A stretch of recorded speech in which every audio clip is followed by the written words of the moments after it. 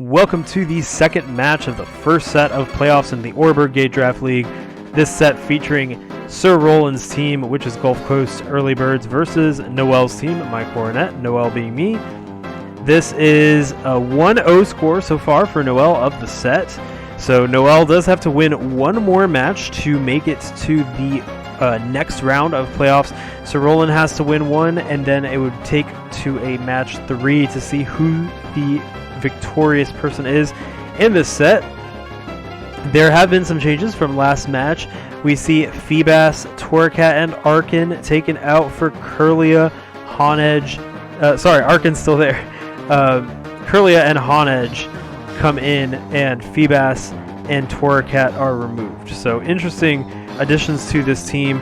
Does look like it might struggle against dark types, considering that Honedge and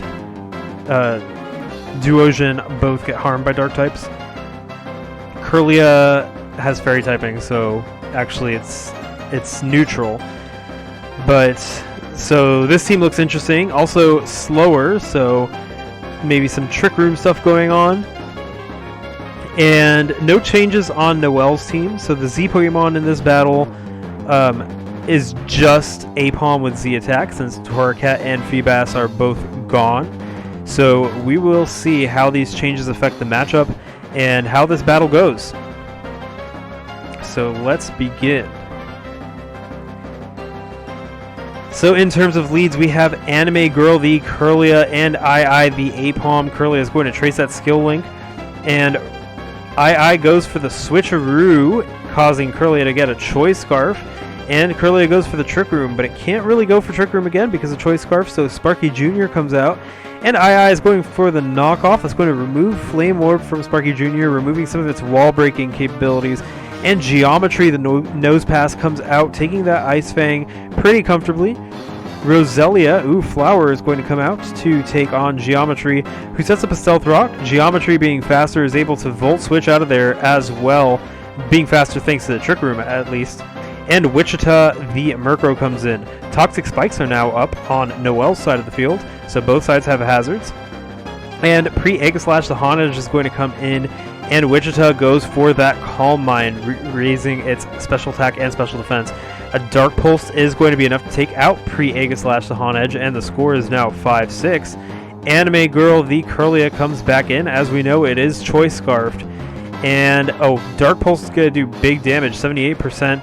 And another Trick Room comes out from Anime Girl the Curlia. Please no hurt, the Arkin comes in. Not going to want to take a Dark Pulse, though. Dark Pulse does take down Arkin. Its defense is not being too good. The score is now 4-6, and Sparky Jr. the Luxio comes in. A Wild Charge going to do big damage, but without that boost from the Burn Flame Orb, it is not going to take out Wichita, who proceeds to Dark Pulse and takes out Luxio. Duosian is next. The score is 3-6, and Wichita goes for the Roost. Flash Cannon's going to hit, causing Wichita's special defense to fall, and Wichita continues to Roost, stalling out that Trick Room, and Flash Cannon hits again. It now does more damage thanks to no Calm Mind boost to special defense on Wichita. The Dark Pulse is going to do big damage to Blub the Duosian, who sets up another Trick Room, and Wichita goes for another Calm Mind, getting that special defense boost back. Flash Cannon's going to hit, but again taking away that special defense boost, and Wichita goes for that Roost. Because of Prankster, even with the Trick Room active, Wichita can go first and Roost before getting hit by another Flash Cannon. And we see that happen again now. Wichita getting more comfortable, but that special defense drop happens yet again. Wichita roosting one more time. It can take a Flash Cannon, and it does, but it can't take another. And Trick Room is now gone, so Wichita goes for that Dark Pulse to take down Blub now that it's faster, and the score is 2-6. Flower the Roselia is the next one to come in, and Wichita switches out into Iron Jaw the Mawile. Iron Jaw is going to take the Sludge Bomb. It is immune, and Iron Jaw proceeds to use Iron Head, does big damage to Roselia, who can hit back decently hard with Giga Drain, but Iron Jaw does have the advantage in this matchup.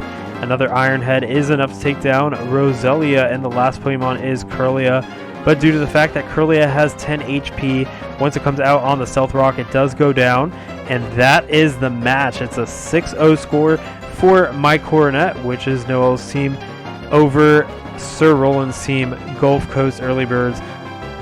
We saw some really interesting strategy with Trick Room. I think the fact that Murkrow had just a good matchup in general and also has access to Prankster really helped it out, because it could use its status moves first in Trick Room, even though it was slower technically in Trick Room than the opponent.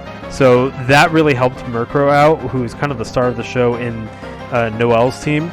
Some really interesting strategy shown, and I hope that Sir Roland continues to experiment with Trick Room, because it's really fun and definitely a good archetype to have in Draft League. So stay tuned for some more playoff matches. The set score is 2-0 for my Coronet, who will be advancing onto the semifinals, and the next matches should be coming pretty soon, so stay tuned for those. Until then, this is Noel for my Coronet, and I'll catch you in those matches.